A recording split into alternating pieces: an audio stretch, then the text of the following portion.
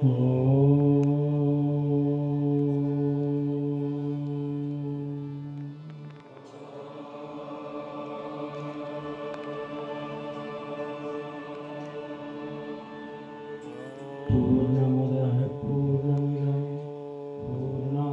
पूर्णमुदच्यते पूर्णस्य पूर्णमादाय पूर्णमेवावशिष्यते। बहुत अधिक समय न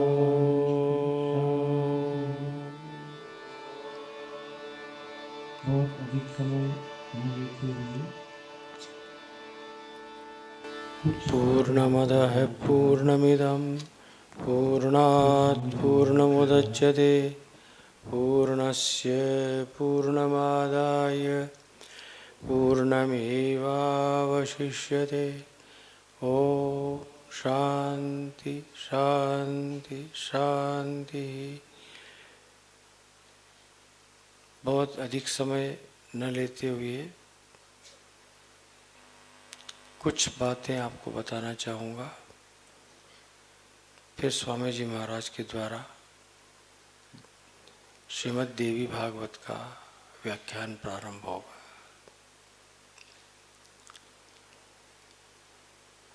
अनेक वर्षों से ये संकल्प चल रहा था मन में कि देवी भागवत सुनाएं। लगभग लक्षचंडी के पहले अनेक गांवों के अंदर अपनी यात्रा गई थी और मैं वहाँ देवी भागवत के प्रसंग सुनाया करता था। तब मन में लगता था कि इसका संपूर्ण पारायण करना चाहिए, सुनाना चाहिए।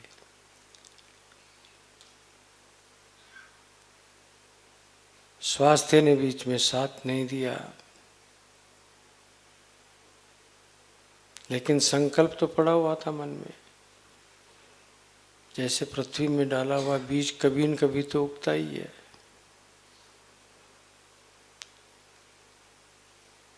तो वो बीज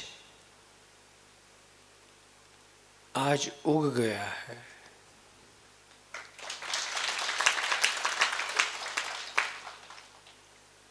और मेरे ही स्वरूप हम विद्यानंद सरस्वती हैं, वो चिदानंद सरस्वती है।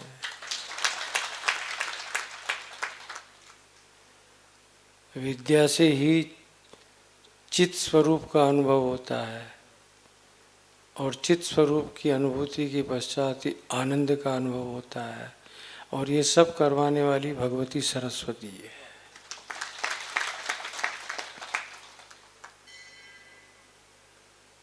दूसरी बात आपसे कह दूं स्पष्ट रूप से कि इन्हें हम अपना पुत्र ही मानते हैं। मित्र तो मानते ही थे पहले, लेकिन एक दिन कहने लगे नहीं मित्र नहीं, मैं आपका पुत्र हूँ। मुझे बहुत प्रसन्नता हुई। आशुतोष आनंद जी आए, वो भी कहने लगे मैं तो आपका पुत्र हूँ। मैंने कहा हे भगवान कितनी कृपा किया, रेडीमेड दो दे दिए और दोनों सन्यासी दे दिए। मेरी परंपरा का निर्वाह करने के लिए मैं तैयार करूं, उससे पहले महादेव ने ही भेज दिए।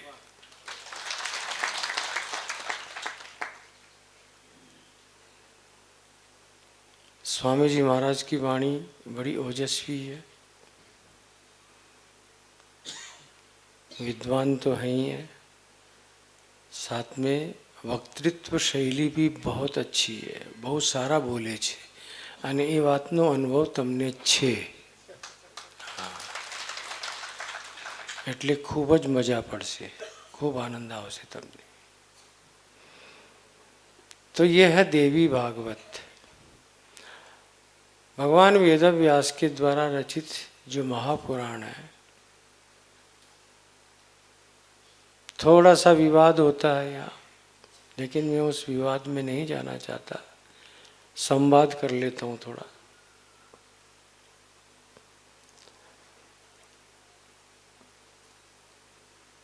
जब भागवत का निर्माण हुआ वेदव्यास के द्वारा। कहते हैं उसके पहले देवी भागवत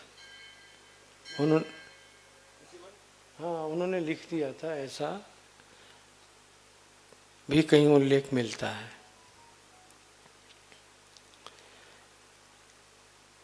तर्क देते हैं लोग इसमें, जब भागवत हो गई तो फिर देवी भागवत की क्या आवश्यकता थी? क्योंकि भागवत में देवी का भी समावेश है। किस तरह से? भगवत्याः इदं भागवतम,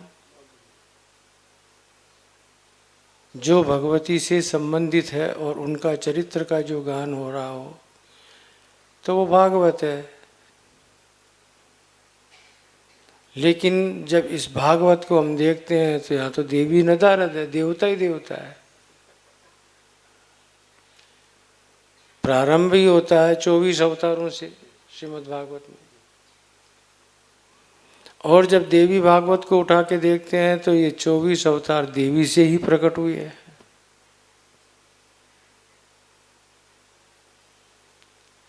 इसलिए दोनों की एकता तो नहीं कह सकते हम भागवत नाम से। कुछ वैशिष्ट्य प्रकट करना था वेदव्यास जी को, इसीलिए उसके ऊपर एक विशेषण लगा दिया, देवी भागवत। तब देव्याः इदम, ये जो ग्रंथ है देवी से संबंधित है और इसका प्रारंभ देवी से ही हो रहा है। आप सुनेंगे अभी। मधुकैटभाधिकों का संहार करने में भी कारण देवी ही है। सुनेंगे भी आप स्वामी जी से। इसलिए दोनों ग्रंथ बिल्कुल प्रामाणिक और भगवान वेदव्यास के द्वारा प्रतिपादित हुए हैं। जिस तरह से गणेश पुराण है, ब्रह्म पुराण है, ब्रह्म वैवर्तक पुराण है, स्कंद पुराण है, शिव पुराण है, उन्होंने सभी देवताओं के लिए एक एक पुराण की रचना की, तो माँ कैसे छूट सकती थी? इसीलिए उन्होंने देवी भागवत के नाम से इस सदग्रंथ का प्राकट्य किया। ये सब होने के बाद फिर भागवत क्यों आई?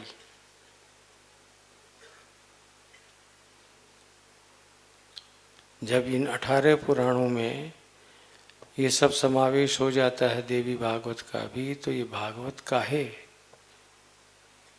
ये विषय एक अलग हो जाएगा। लेकिन इतना कहूँगा, देवी भागवत भी भागवत है और श्रीमद् भागवत भी।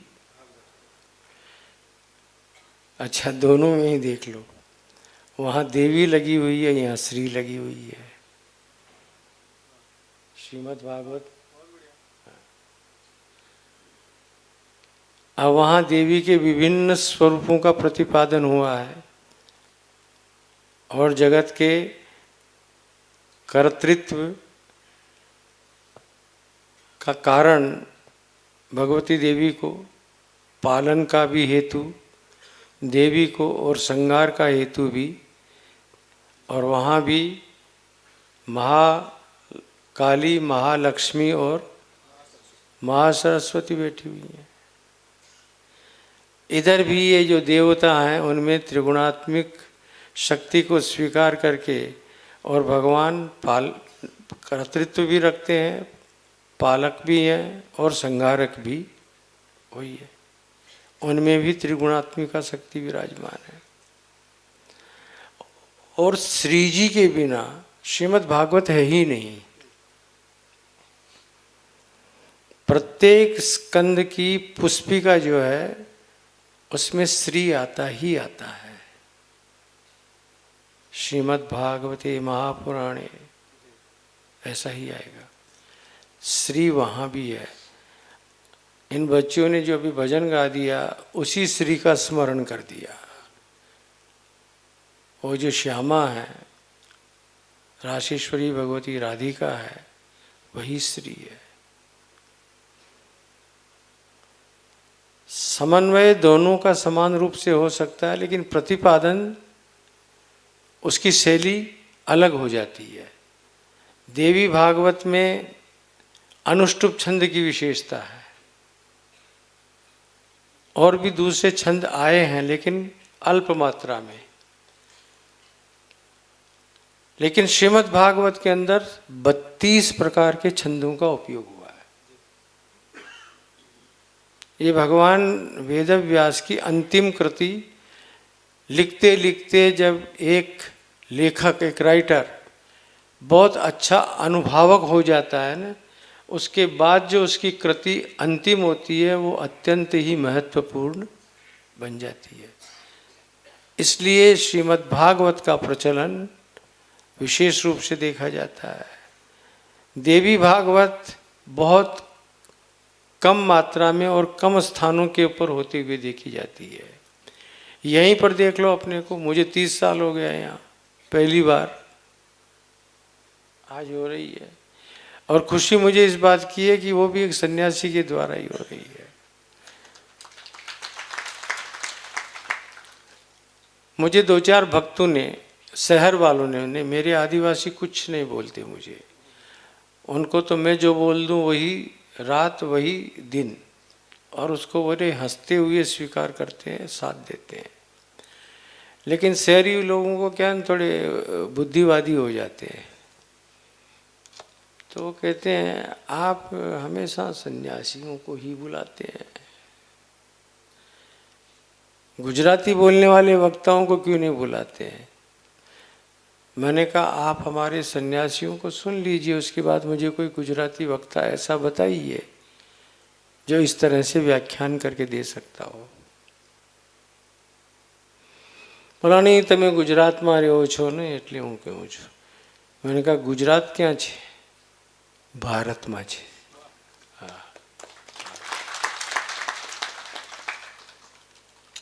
અને અમે બધા ભારતીયો છીએ, અને ભારતમાં જેટલી ભાષાઓ છે એ મારી ભાષા છે।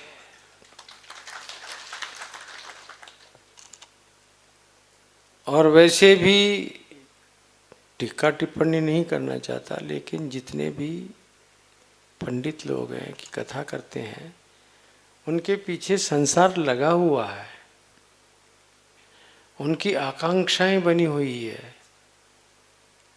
हर एक प्रसंग के अंदर कुछ न कुछ उत्सव नहीं होगा तो भी वो कर लेंगे, जिससे साड़ी आ जाए, ब्लाउज आ जाए, चनिया आ जाए, चोली आ जाए, और चूड़ी आ जाए, तिलक आ जाए, और लो भेंट करो, हे माता जी को ऐसा करना है, तुम्हारा सुहाग सुरक्षित रहेगा। अब ये स्वामी जी के मुंह से आप कभी नहीं सुनेंगे कि साड़ी दो। पीछे कोई हो तो न।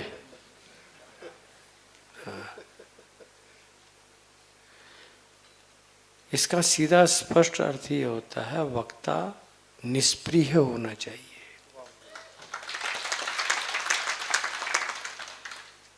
अगर आकांक्षा युक्त वक्ता है तो उसका प्रभाव नहीं पड़ेगा। थोड़ी देर के लिए मनोरंजन भले हो सकता है, लेकिन आत्मानुसंधान नहीं हो सकता है। ये इन यतियों के द्वारा ही हो सकता है, इन महापुरुषों के द्वारा ही हो सकता है। और मुझे तो ये बहुत ही प्रिय, बेटा किसको प्रिय नहीं होता है। और फिर योग्य बेटा है, बहुत अच्छे वक्ता के रूप में प्रकट हो रहे हैं और होंगे भी आपके सामने। ऐसे महापुरुष के लिए मैं मेरे महादेव से प्रार्थना करता हूँ, यही नहीं जहाँ कहीं भी जाएं अपना गौरव बढ़ाएं, और इनका गौरव बढ़ेगा तो मेरा गौरव अपने आप ही बढ़ जाएगा। इन्हीं शब्दों के साथ मैं अपने वक्तव्य को विराम देते हुए स्वामी जी महाराज से प्रार्थना करता हूँ कि वे श्रीमद् देवी भागवत का प्रारंभ करें। ओम शांति शांति शांति।